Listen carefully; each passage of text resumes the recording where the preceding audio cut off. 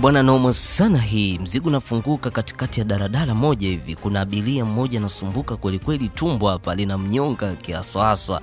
Hey, we madam, sungetoka nje. Kama vipi basi omba basi ukakate gogo, maana unaonekana na jamba kweli. Watu wakana mfokea pale. Mzigo unatudondosha upande wa pili huku tunakutana na tajiri mmoja hivi. Ni mtoto wa kike tu. Umri wake sio poa ise. Huyu anaenda kwa jina Madam Z. Hapa naongea kwenye simu. Huyu madam hamwamini kabisa Mungu na haamini kabisa dini kama ipo hapa duniani. Anaamini tu ni uongo na utapeli. Basi wakati naongea na simu akana kagua chakula chake hapo. Huyu madam ni mtata kinoma, akaangalia pale wali, nyama, kila kitu kiko sawa. Sasa akuja kukagua kijiko anaona kiko sawa. Sasa mtumishi akasema asante Mungu. Akana piga sala toba kusema Mungu hajagundua kama kuna makosa. Moja kwa moja anaenda jikoni hapa. Madam Lita.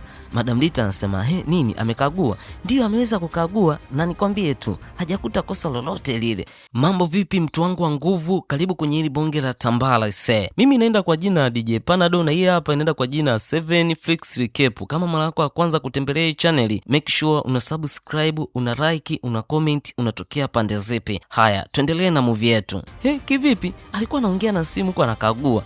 Ngoja kwanza nimekumbuka leo kuna live mtumishi Mwamposa yuko live. Mungu asante katika jina lako Yesu Kristo. Bariki huyu mtazamaji aweze kuview na kusubscribe. Muda huo akasikia, nani ameweka alage kwenye chakula changu na halijaiva?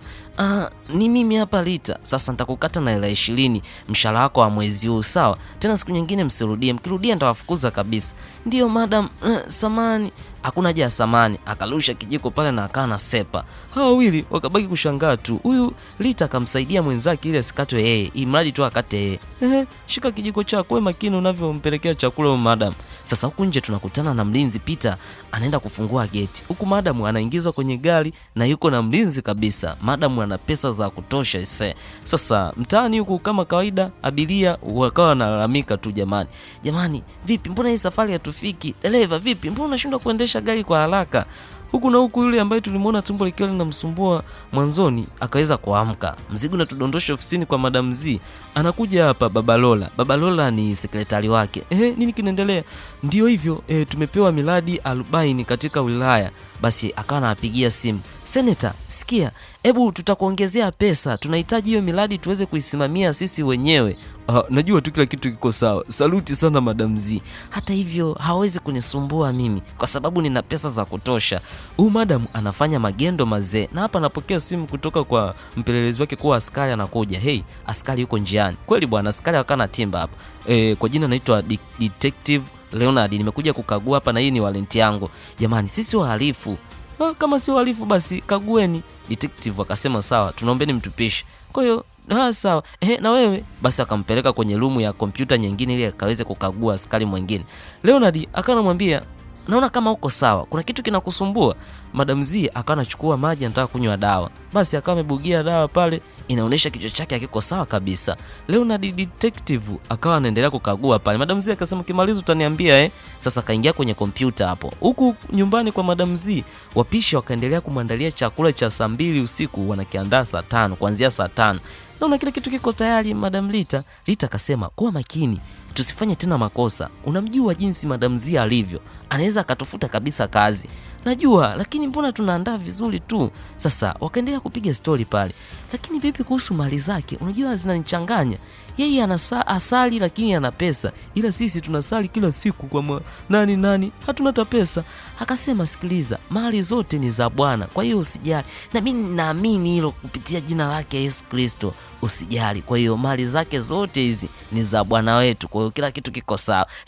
Kweli bwana, nimeamini kama hizi mali zote zilizopo duniani ni za Bwana. Kwa hiyo hata hizo mali zake ni za kwetu. Acha ujinga wewe.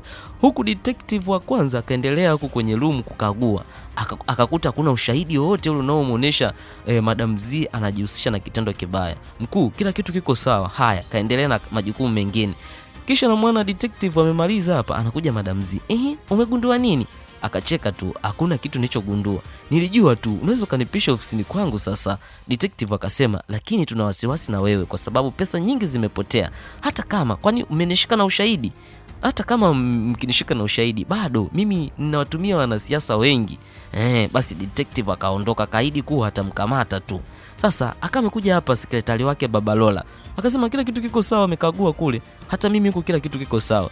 Kwa hiyo hapa mkuu tunafanyeje? Wasije akatukamata. Akacheka kwanza pale, hakuna yote ya kutukamata, maana serikali yote iko mikononi. Basi hebu nakomba nipangie vitu tuondoke. Mshikaji kwanza kaangalia pale, kama kuna kitu vile akakitazama pale, akakinoti, akacheka tu, akakimbia. Haya bwana, huku barabarani kama kawaida safari inaendelea.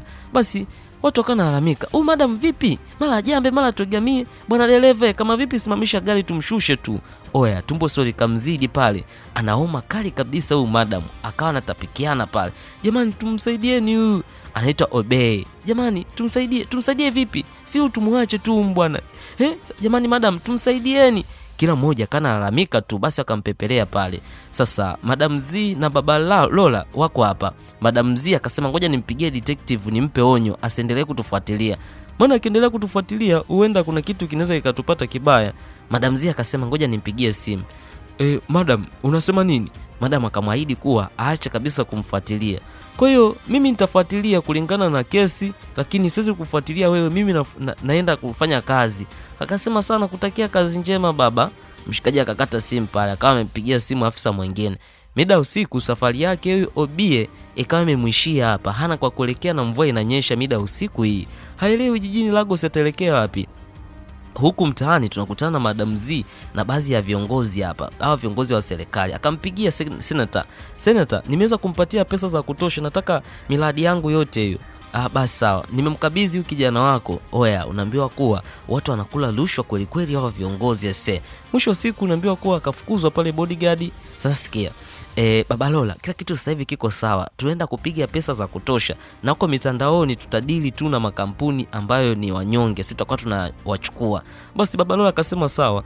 Huku wafanya kazi wakawa najadili. Wewe unawaza nini? Nilikuwa namsikiliza hapa baba mtumishi hapa alikuwa anajaribu kuhubiri. Simuona huyo hapa. Jamani ni kweli anahubiri, lakini tungepika kwanza. Muda huo Peter anakuja afande. Anasema jamani, kuna mama yuko pale nje anasumbua kweli kweli. Kwa hiyo kama anasumbua, simfukuze. Nimfukuze. Yupoje? Huyo madam ni wa kike. Yaani unaonekana kabisa hali yake sio sawa. Kwa hiyo inakuaje sasa? Kama vipi basi mlete ndani tumtibu. Peter kagoma pale.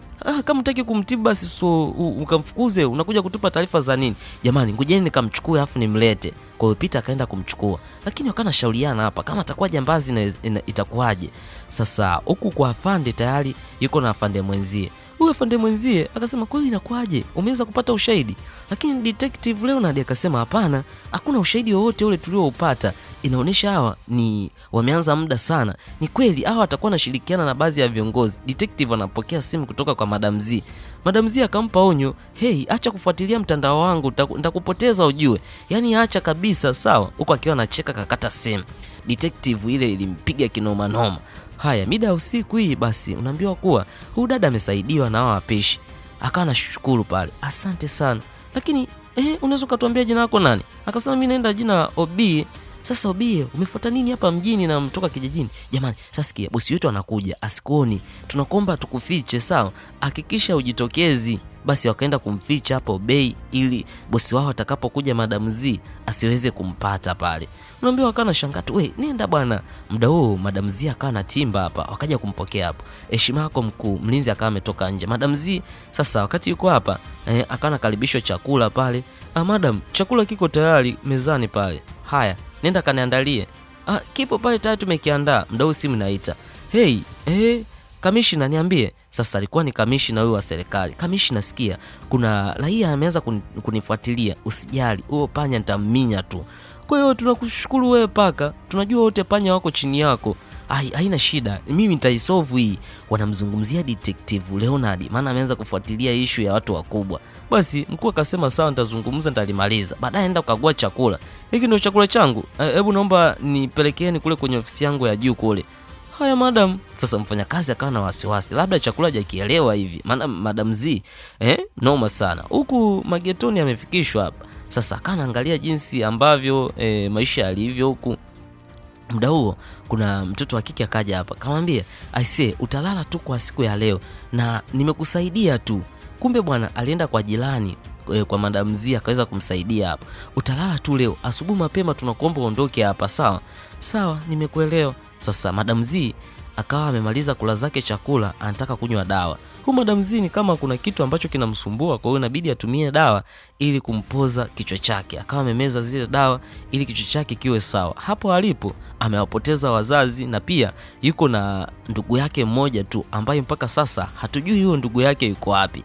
Akawa amemaliza kunywa dawa na akaenda kuufunga mlango. Inaonyesha kama kuna kitu cha siri ambacho anataka kukifanya hapa. Akaloki mlango kwanza, alafu taratibu akarudi kukaa kwenye kiti chake, na alivyomaliza akatoa boksi moja hivi. Ili boksi akana alichomoa sehemu ya siri hapa, ina vipassport vingi. Huyu Madam Z anajishughulisha na mambo ya utapeli mtandaoni, yaani wale vijana ambao wamesoma hawajaajiriwa na serikali yeye anawapa ajira. Anajiita Madam Z. Muda huo ametoa kiboksi kina dhahabu zimejaa tu, gold, ya dhahabu.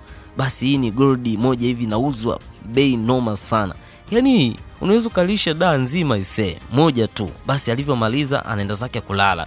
Yaani ana utajiri ambao mpaka serikali yake inamkopa yaani yeye ndo anawalipa mishahara kwenye halmashauri ya wilaya ambayo anaishi. Moja kwa moja anakuja zake kupumzika hapa. Sasa wakati amepumzika hapa, kama kuna kitu kikawa kimekuja kichwani mwake, taa zikawaka. Kwanza akasimama, hii nini? Mbona kama pepo hili? Sasa huyu aamini kabisa kama kuna mtu ambaye anaweza kumwamini Mungu au ye mwenyewe aamini dini kabisa. Anaenda kuzima taa, anarudi tena kulala. Sasa anashangaa tena taa imewaka, anazima taa inawaka. Hiki kitu kikamshtua, lakini ghafla mlango ukafunguliwa. Kuna miguu ya mtu inakuja, alafu sura tujaiona. Akashtuka kweli kweli mazee. Sasa Yesu aamini Mungu kama yupo. Mbona alisema Mungu wangu? Mungu wa ajabu. Yaani hadi mwizi anasema Mungu wangu, hadi mchawi anasema Mungu wangu. Sasa Madam Z akaenda tena kufunga ule mlango. Yaani vizaza vikaanza kumtokea kweli kweli noma sana hii. Basi akarudi zake kupumzika na hawamwi, akalala mpaka asubuhi. Peter akaja, jamani yule dada yuko wapi?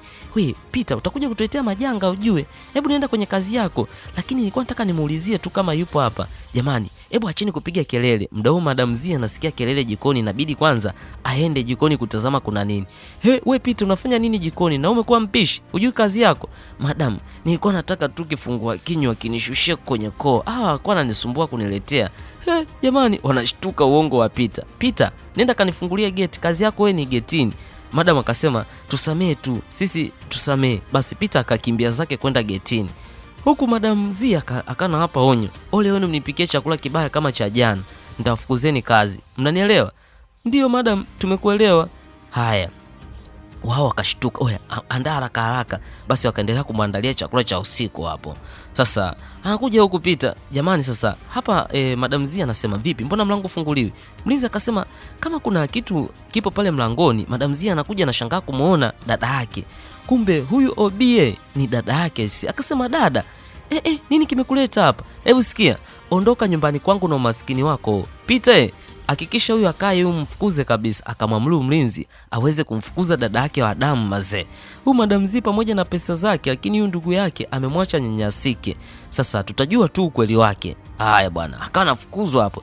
Usisogelee gari la bosi, nitafukuzwa kazi. Jamani, huyu ni dada yangu kabisa tena wa damu. Wakanamuuliza, ni dada yako kabisa huyu?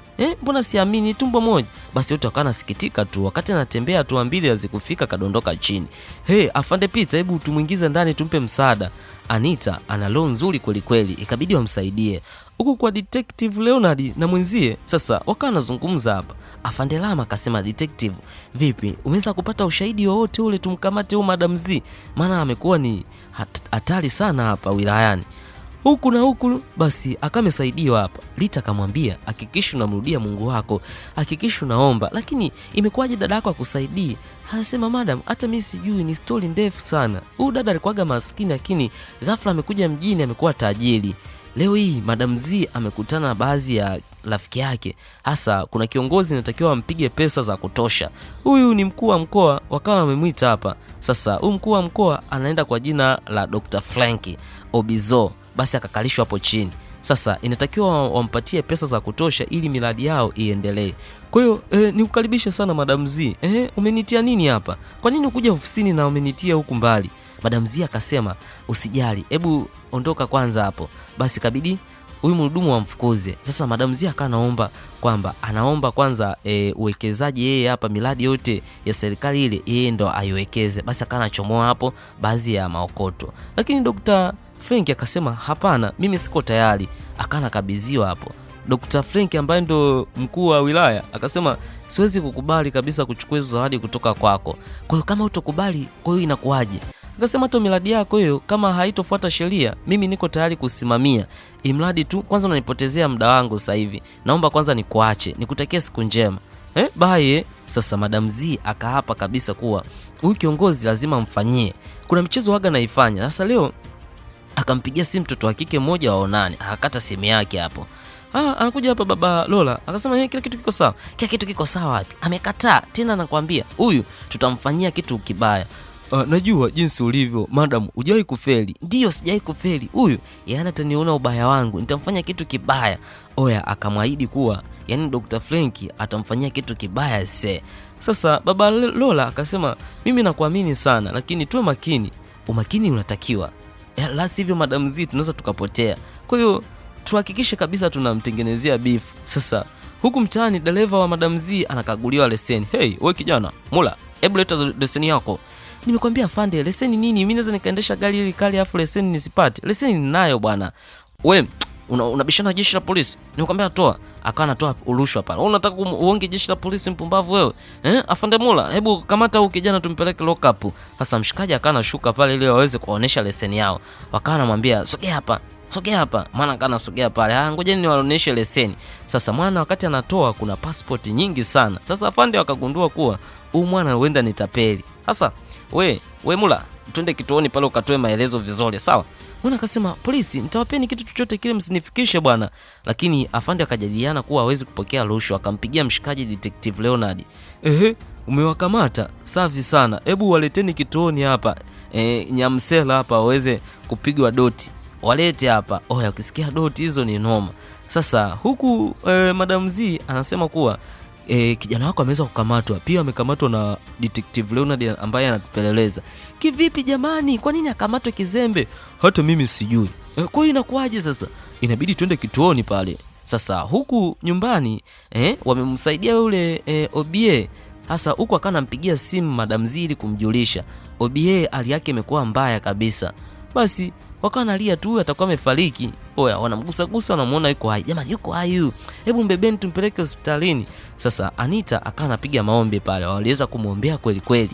Alipiga maombi, Mungu tunaomba msaidie. Huko kwa detective ambaye ndo mkuu, basi akawa anaambiwa kuwa tutakupa pesa za kutosha. Afande akapokea zile pesa akasema sawa, lakini hakikisha kesi yangu hii detective aiendelezi tena. Mimi nitakupatia pesa za kutosha, sawa? Nimekuingizia kwenye benki yako milioni 50 cash kabisa. Kisha kana ondoka pale. Detective akana mwaga. Madam, usijali, mimi nitahakikisha kila kitu kinakuwa sawa. Basi simu inapigwa kwa Madam Z. Madam Z, niko hospitalini hapa na ule dada aliyekuja asubuhi pale. Basi alipata zile habari. Detective anamuuliza, "Vipi? Kuna nini kinaendelea?" Madam Z akasema, "Dadangu yuko hospitalini, natakiwa niende nikamwone." Detective akasema, "Naomba tuongozane." Madam akasema, "Sawa." Huko hospitalini Anita amechanganyikiwa kweli kweli. Detective pamoja na Madam Z wameweza kufika. Detective akamuuliza, "Nenda kamwone basi." Kama utojali, maana ni dada yako ujue. Ungeenda hata kumuona pale odini. Akasema ni dadangu lakini kuna vitu vienda tofauti huko mwanzo. Alafu sikia, hiyo kesi unaifuatilia naomba uachane nayo. Maana kuna wakuu wameingilia. Haya bwana. Sasa huku odini tunakutana na dada yake OBA hali mbaya. Anafika hapa anamletea maji ya kunywa. "Hey dada vipi? Nini kinaendelea tena? Ngoja nikupatie maji ya kunywa." Anampatia maji ya kunywa huku akiwa anamchamba ise. Yaani unajua nakuchukia kwa nini? Yaani shida yako wewe ni maskini kweli kweli. Mdau anakuja nesi. Jamani, mwacha rali. Madam Z akasema, sawa. Kwa hiyo ataamka ndani ya muda gani? Ndani ya dakika 10 tu ataamka. Kila kitu kitakuwa sawa. Hapo amepumzika tu. Lakini akamfuata hapa detective akaahidi kuwa yeye anataka kutoka. Mshikaji akasema, basi poa. Mimi nabaki hapa kwa ajili ya kumwangalia dada yako.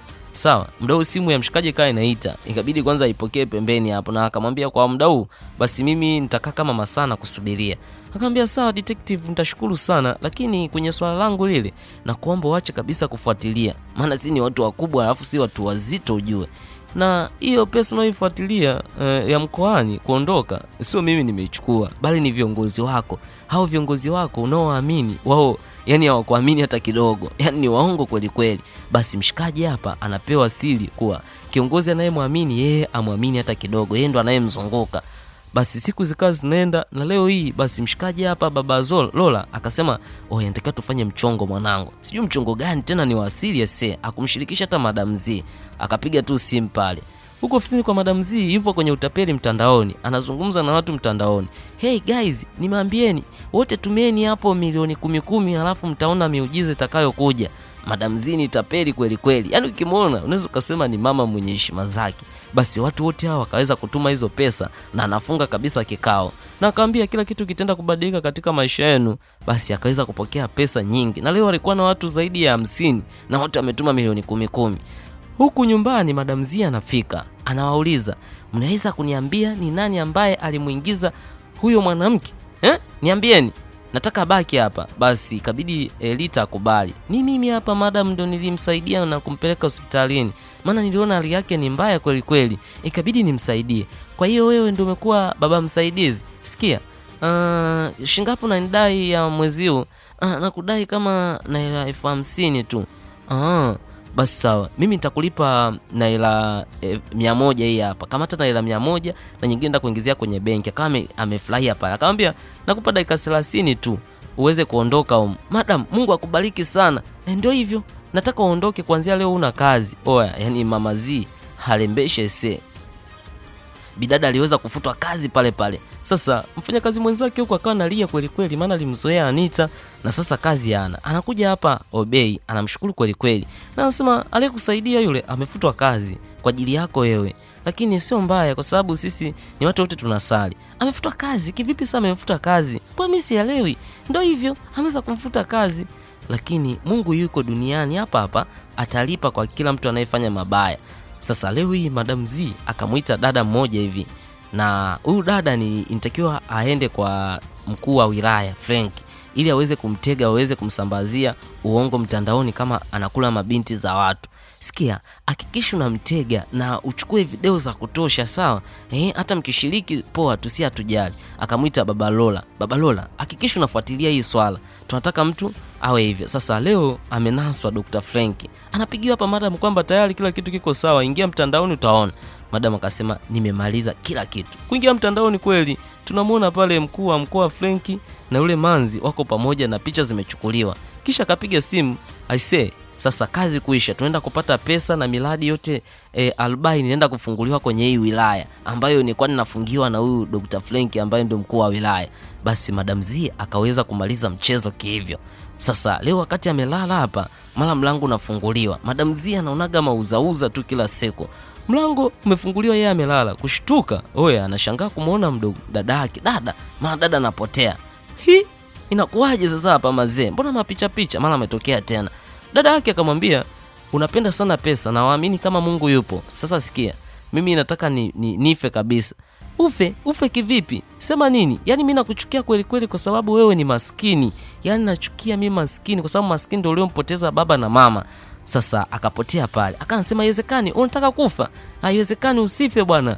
Sasa Madam Z alishapitia machungu sana. Amempoteza babake na ndugu zake wengi kwa sababu ya umaskini, na ndio maana anachukia umaskini. Sasa nahisi dada yake kwa sababu maskini anahisi kama na yeye ni laana. Akamfuata hapa.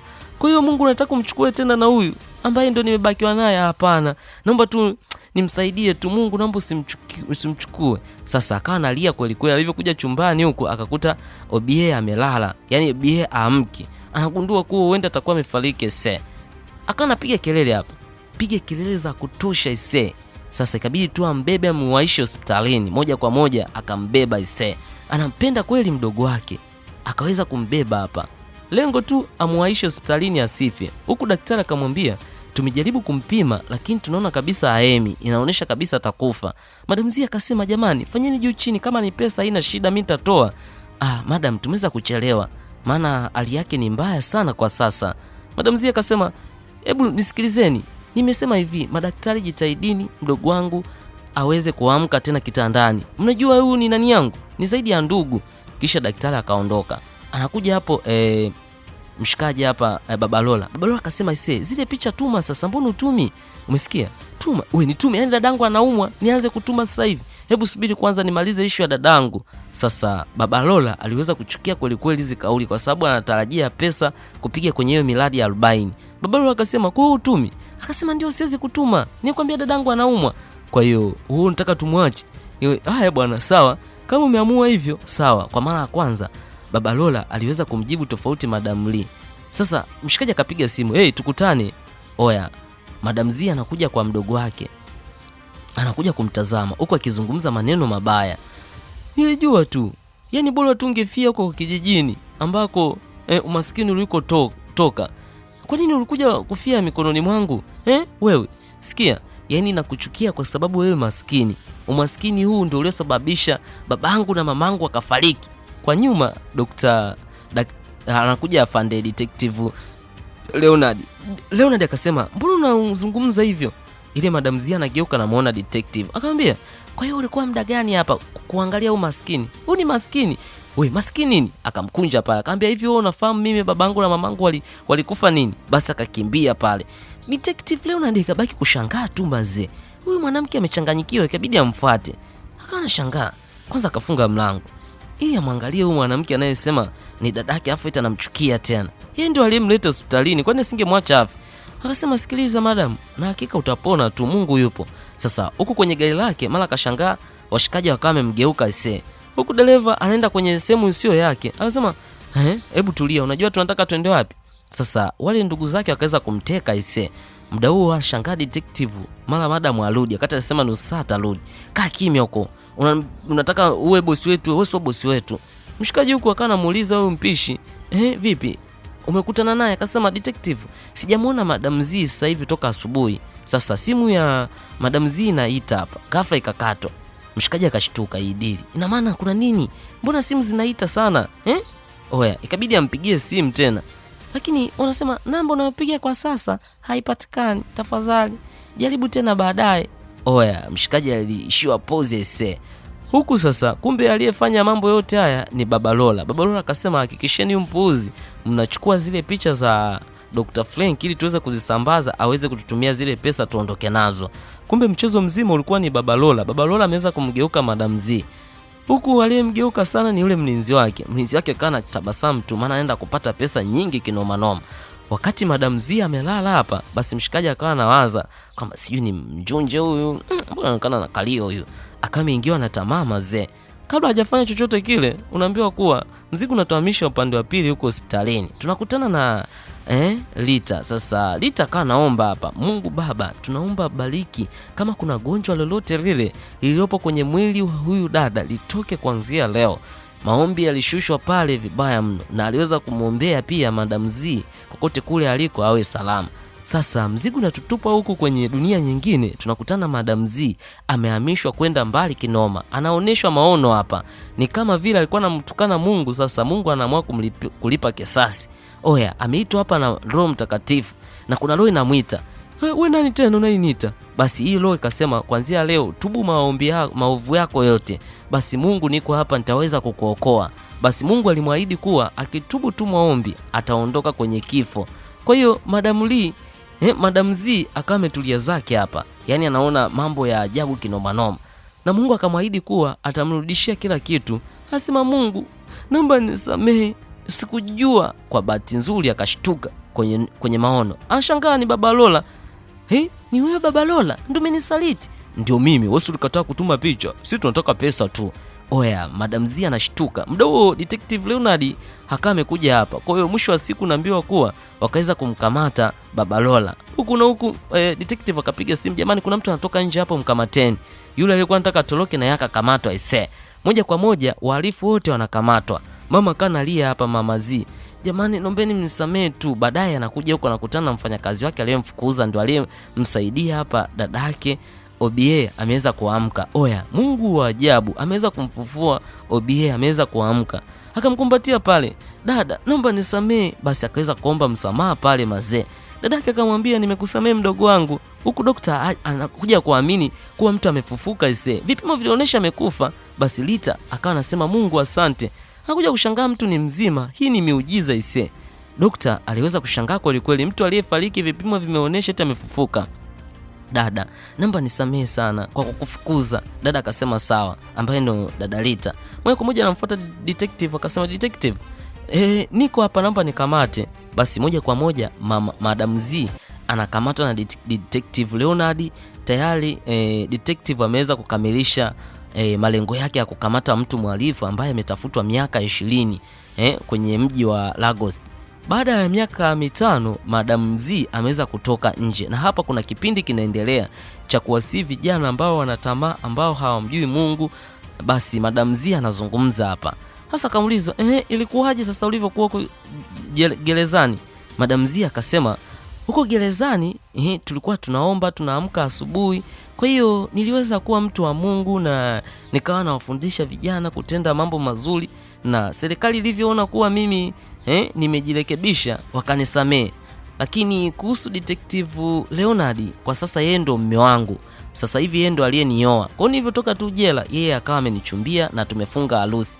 Vijana wenzangu, kweni makini Basi unaambiwa kuwa kwa mbali tunamwona dada yake akiwa amevaa vizuri. Na vipi kuhusu dada yako? Akasema dadangu kwa sasa nishamjengea nyumba na yeye yuko vizuri. Kwa sasa ninaendelea na maisha yangu. Oya, huu ndo unakuwa mwisho wa picha yetu hii hapa nzuri kabisa kutoka hapa ndani ya production za 7 Flix Recap. Oya, ukitaka kutangaza akaunti yako ya YouTube tutafute kupitia hii namba 0754211152. Mimi naenda kwa jina DJ Panado, zela kutuliza maumivu. Bye.